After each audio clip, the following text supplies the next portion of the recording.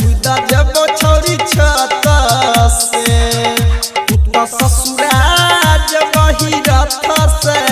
खुदा जब छोड़ी छत से चल जब ही जान सुना डोली में चल जब ही जान सुना डोली में चिट्ठी भेजब हम खत से पुता ससुरा जब ही रथ से खुदा जब छोड़ी छत से पुता ससुरा जब ही रथ से खुदा जब छोड़ी छत से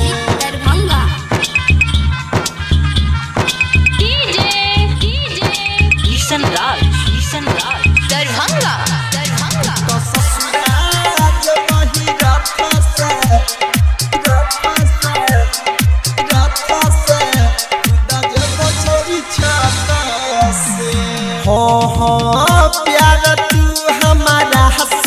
कलही दोसर से कलही शादी गे प्यार तू हमारा हंस कलही दोसर से कलही शादी गे हमारा जिंदगी के गरनिया कलही बर्बादी गे तो ससुरा खुदा जब छोड़ी छत से पुता ससुरा जब ही रथ से खुदा जब छोड़ी छत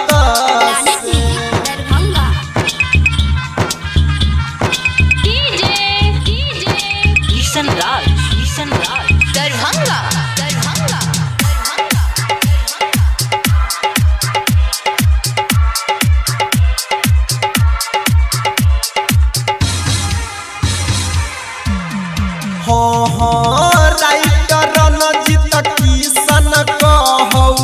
बतियाले मान गे राइटर रणजीत पवन कहौ बतियाले मान गे चन तू यादव लहंगा छौरी एते नहीं तू केन गे तो ससुरा खुदा जब छोड़ी छत से पुता ससुरा जब ही रथ से